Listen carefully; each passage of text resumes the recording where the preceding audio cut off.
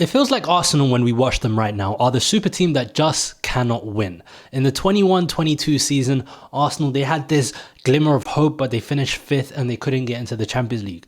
In the 22-23 season, Arsenal were amazing for the first half. They fell off in the second half of the season. They finished second, only for Manchester City to win the treble. In the 23-24 season, Arsenal started off slowly, but they recovered really well to finish the season strong, yet it still wasn't enough. So heading into the season, especially as an Arsenal fan, I felt that this was the year. I felt that this was the moment for us to take that next step, but what has really taken place? Red cards, bad squad planning, Arsenal just falling off in games. I don't know. As an Arsenal fan, this season is just really, really weird.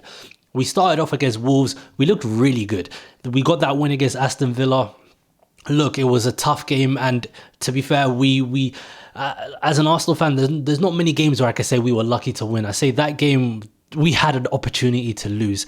Against Brighton, the most fugazi red card I've ever seen, and I will never see it again in Declan Rice. Yet we still could have gone on to win that game. We had a Saka chance at the end. We had a Havertz chance in the end. Going into the first international break, I thought, yes, we signed Raheem Sterling. And I fast forward 3 or 4 months now, and I look at this team and I'm like, that earlier optimism, I just don't feel it as much now. So in this video, I'm going to be talking about some of the main problems that I've been seeing at Arsenal coming from a fan who attends most Arsenal games. I'm going to be talking about that feeling that I kind of been seeing in the Emirates Stadium. I'm also going to be talking about some of the players that have cooked, some of the players that haven't cooked, and essentially what Arsenal can do to improve moving forward in this season. So starting off, when I look at Arsenal right now, in terms of the main problem that I see, it's 2 reasons. One, it's the squad composition, and 2, it's Mikel Arteta not really platforming his team in the way that it should be. I'll start off with the second one because this is more a common thread that I see under Mikel Arteta. There's always a situation like this, especially from when he first joined the club and from his first full season coming into the 24-25 season. There's always a squad composition, a squad profiling issue with Mikel Arteta. Now, if I take a step back, I can really just break it down for you season by season. First year we win the FA Cup. I think that season is probably a write-off. But then we talk about the first full season. We don't have a number 10, and that kind of what's the word? It pigeonholes us to a certain style of football that works against the bigger teams, but against the smaller teams where we have more of the ball, we cannot break them down. And we're crying out for a solution. We were supposed to sign Houssam Aouar in the summer before. It didn't happen. Emil Smith-Rowe came into the team and completely changed it all. But he changed it all into the second half of the season. So we still had the first half of the season that we threw away.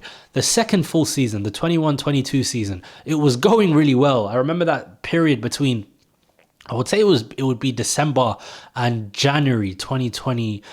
It would be December 2021 into March 2022. We were unstoppable. And then Kieran Tierney gets injured. Thomas Partey gets injured. And we just cannot recover. We needed to play Mohamed Elneny earlier. Granit Xhaka was not supposed to be a left back. Maybe we could have got Nuno Tavares in slightly earlier. And Eddie Nketiah should have started towards the back end of the season. Lacazette was clearly washed at that time. And unfortunately, we paid for it and we finished outside of the Champions League spots. The season after, the year where we were amazing, the 22-23 season, towards the second half of the season, Saliba got injured. We couldn't play Jakub Kiwior earlier. I don't know why we didn't. And Rob Holding had to basically just I don't want to talk too much about Rob Holding. He was there. He's clearly not Arsenal level. He's not starting at Crystal. He's probably not playing for Crystal Palace at the moment. But that is another issue. The 23-24 season, Kai Havertz is persistent. Like Mikel Arteta persistently plays Kai Havertz at left centre mid when that is not his position, and we were made to pay for it in the first half of last season.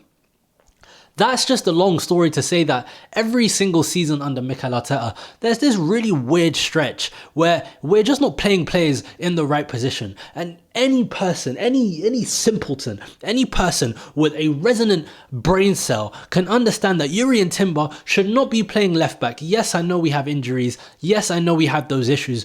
But surely we can probably stick Mikel Merino at left back. I don't know in it. But Yuri Timber should not be at right back. Like, we shouldn't be seeing Thomas Partey. Sorry, Yuri Timber should not be at left back. We shouldn't be seeing Thomas Partey with his one hamstring trying to play at right back. It just dumbfounds me sometimes because we can all see these issues.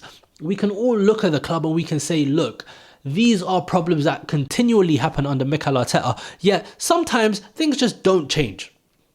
So that's one issue that I've seen, right? Let me just fix my screen because I don't know what's going on. There we go, I'm zoomed in. So that's one issue. And now we kind of look at the bigger problem, which is the squad composition problem. We currently have a squad that has too many defensive midfielders and only one player in Martin Odegaard that can kind of turn on the ball. Now, one thing I notice, especially with this, is there's this whole dialogue on the internet about Martin Odegaard. Is he the right man? Is he not? I've already showcased my opinions on him. Look, I think he's a great player. I just don't think he's one of the elites. It's very fair to say that kind of opinion about Martin Odegaard. But when it comes to him, he's probably one of the only players that I'm very comfortable playing in the pockets. Now, he's obviously been injured so far this season, so we've seen less of him. And when he came back into the team, Arsenal started winning. So I think we kind of overinflated his importance. But that's by the by, right?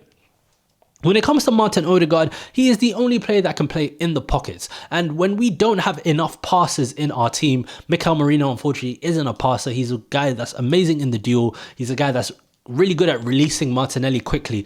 Oh, that's another problem. But he's a good player. But again, he's catching a lot of flack. But we don't have enough pocket players. We don't have enough players that can really turn and go. We have Ethan Nwaneri, we have Miles Lewis-Skelly, we have Martin Odegaard, and I'd say that's it. And two of them are 17 years old. You see, this is a problem that we have. I kind of mentioned it on Twitter, right? We can just go to Leganes, we can go to Alaves, we could just find any Spanish player that can turn on the ball. And honestly, that would probably alleviate a lot of our problems right now. But unfortunately, we don't have that much quality in terms of that kind of role and that kind of feeling in the team.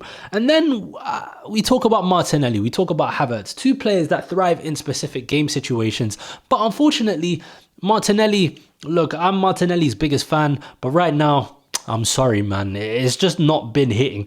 Like, could we platform him better? Yes. And I was the person last season talking about, yes, if we fix our left side, Martinelli will look back to his top level. And quite frankly, without Calafiori, Martinelli is just, I don't really have too much to say about him. But again, I don't want to focus on individual players. This is a squad composition problem. If we fill our squad properly with passes, with a striker, and Kai Havertz, yes, he can play up front, but he's not the ideal striker that we should be having. But it's just a squad composition. I don't know what Arteta, I don't know what Edu are doing this summer. We ended up signing Ricardo Calafiori, who hasn't really played too many games. When he does play, he looks amazing, but he's not someone that can obviously be relied upon. We signed Merino, we signed Sterling that hasn't played any games. And I just feel that going back to that problem of the squad composition, I don't know what it takes. Is it a January thing? Is it, I don't know. Do we have to wait till the summer? Is the season a write-off? I think we just need to solve that problem. If we kind of praise the players because they've had to perform in not the best circumstances, we can look at Bukayo Saka. For those of you that know me, Bukayo Saka is probably one of the best players to ever touch an Arsenal shirt in the past 10 to 15 years.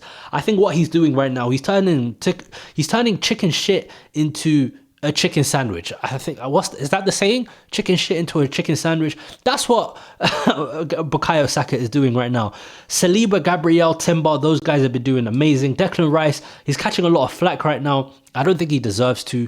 And that's just my opinion right now. I just feel that right now, we're not in a good place. And yes, you may think I'm being negative. I don't want to come across as that negative Arsenal fan. So I've tried to be very, very objective with how I feel. Obviously, I'm not using numbers, I'm not using statistics, but after 16 games, we've picked up 30 points. Yes, you can apply some context to some of those games, the Bournemouth games, the City game, the Brighton game. But bro, and yes, we've had injuries, but the last two games in specific in the Premier League, especially, I can even stretch that to Manchester United. We've not scored an open play goal in the Premier League for 3 games. I think we need to just improve from that point of view. What can we do to enter zone 14, which is the area outside of the box? What can we do to just... Bro, let me ask you a question. Honestly, whenever we had a free kick in a decent area, we'd never get them. And I'm looking at other teams, they get free, you look at Chelsea, they get free kicks in and around the box, and I'm like, damn, when was the last time we had that? And it's because we're not entering those zones. Mikel Arteta decides to build up in a different way. But unfortunately, we're very, very predictable playing like that. You just need to double up on the wingers, pack the centre, and that's it. Arsenal are cooked. So I think it's just the access into the box. We're accessing the box from the sides, we're getting the cutbacks in, but it's not on the edge of the box. And right now, that's probably our biggest problem. Squad composition and our central access. Those are the two biggest things. So now I kind of ask myself, what can Arsenal do to improve? What can Arsenal do to get to that next level? We need to find a passer. We need to find someone that can pass the ball and that can turn. Again, you can find any Spanish player that can do that. Please. There are like 10 people in Baller League that can probably, not Baller League, Kings League. You'll probably find someone there to do that. I would also say Arsenal need a left winger, Arsenal need a striker, but what do I think is realistic out of the three in the January transfer window? It's probably the left winger. But again, who's available? Is Rafa Leao available? No. Is Kvaratskhelia available? No. Do we have the budget for that? I don't know if Daddy Kroenke is going to open up his wallet for that. So look, I think Arsenal have a ton of squad composition problems. Can we fix this situation? Absolutely. But Mikel Arteta needs to take the shackles off this team. This is a very good team at the end of the day. We are built on a very strong defense and an above average attack, as No New Thing likes to say. So what can we do to platform our players better? Play people in the right positions. Play our left back at left back. Play a right back at right back. Stop doing this stuff. This overthinking stuff. I think is that simple. Arsenal's issues are always really simple to look through. It's not like a City where you just know there are so many things affecting the team. Arsenal's issues are very, very simple. And any person with a working brain cell and watches football can watch Arsenal and say we need to improve on these certain things. Now, can Arsenal win the league? Yes, absolutely. I think I'm going to come on to this in tomorrow's video. But Arsenal, the Premier League right now isn't at the highest quality. I don't think Liverpool are all too good compared to a Manchester City in the past. City are cooked. Chelsea have a leaky defence. So if Arsenal can really put up a semblance of good form, and I say maybe 10 games, can we go 10 wins? Forget that. Can we go 8 games on? Can we go on an 8-game winning run? We did that last season. I'm asking for Arsenal to do it again. If we go on an 8-game winning run, we'd probably be top right now, especially with these teams dropping points in and around the top of the table. So if Arsenal can put up some good form, maybe they can. But right now, watching Arsenal, honestly, I don't even mean to be an overly negative fan, but we just need to put the 3rd place finish and the FA Cup in the bag, bro. That's kind of how I feel right now. Can Arsenal win the league? Yes. We just need to do more. This was Rimedi Unfiltered. No cuts, no edits. This is just me speaking my thoughts.